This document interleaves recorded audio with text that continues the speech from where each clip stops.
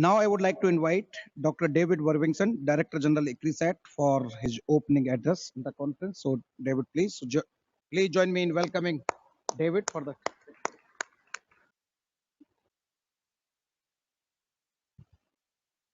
Good evening, ladies and gentlemen, and welcome to InterDrought 5. This is a fantastic opportunity for us to exchange our knowledge, our passion about science, but most importantly, making sure that science is applied to solving the societal challenges we face around adapting to climate change.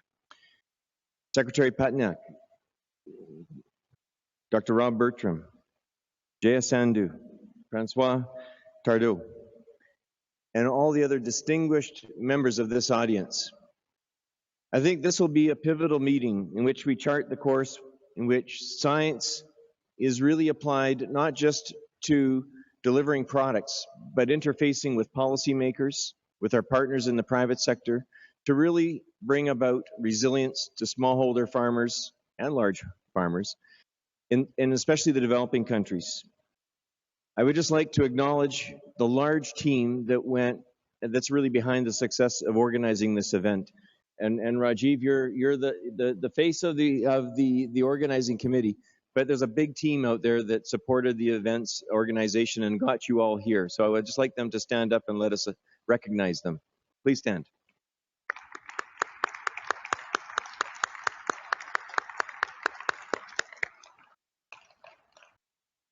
So this workshop brings together 942 participants. As Rajiv said, we had to shut it at 850, but it kept on going up, from 56 countries, 36 of whom are representing African nations.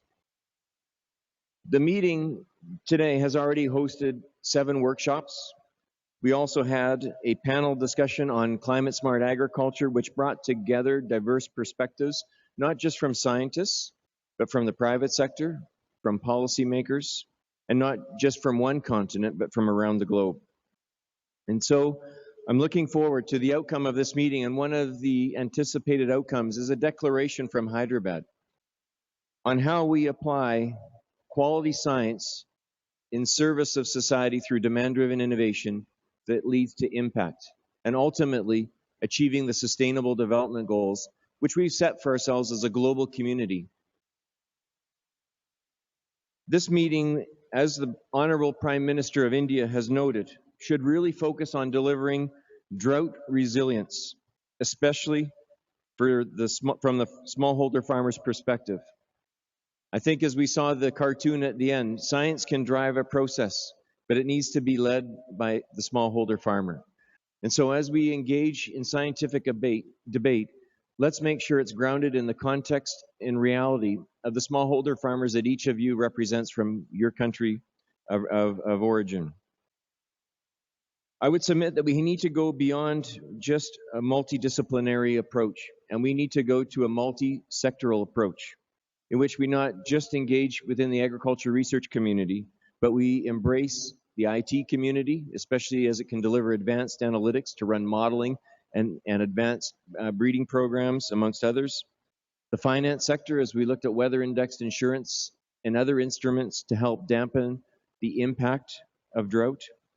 And energy, as we look towards a technology that will not just increase productivity, but increase profitability for smallholder farmers.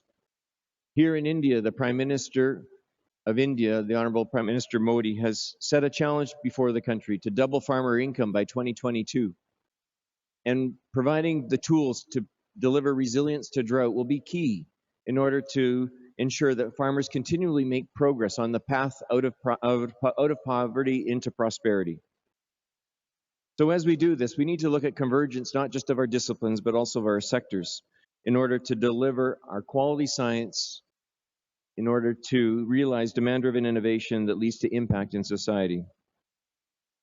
What we really need to do is to make sure that this meeting not only then is an opportunity to have an intellectual debate about drought tolerance, the mechanisms behind it, and modeling to support it, and other aspects of our research, but making sure that we have a clear path in which our science will flow into serving the goals, aspirations, and ultimately achieving the Sustainable Development Goals for each country represented here.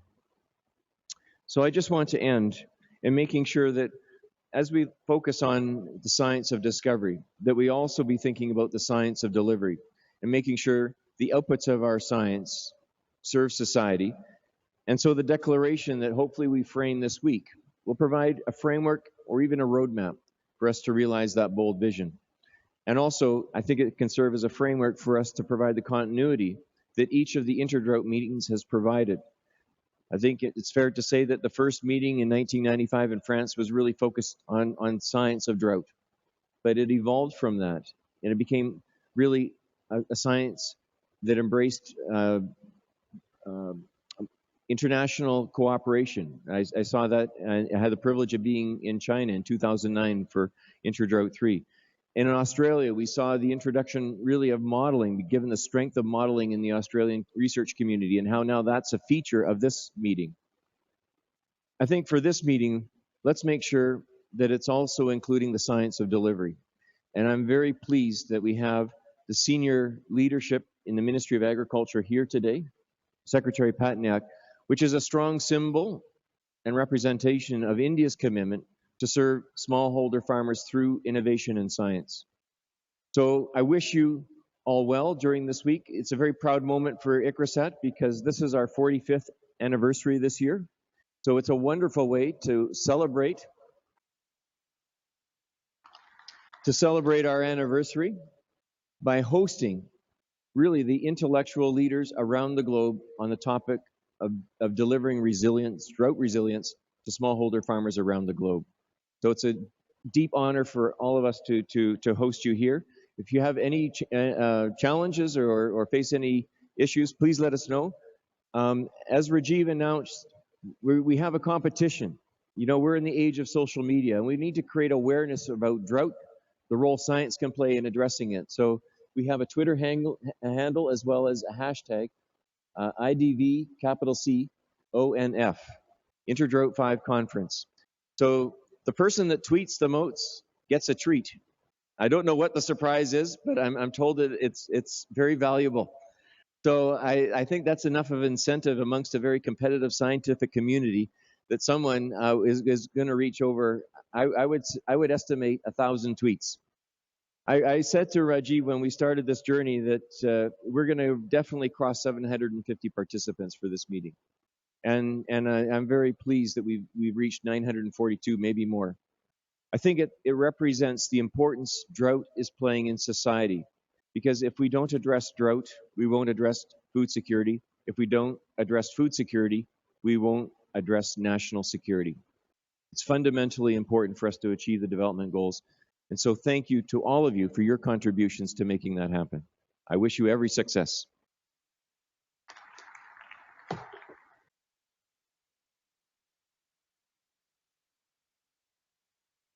Thank you very much, David, for wonderful message. And as he already set the scene about the international scenario for drought and agriculture, I'm sure that in this conference we will be having fantastic deliberation on those different topics.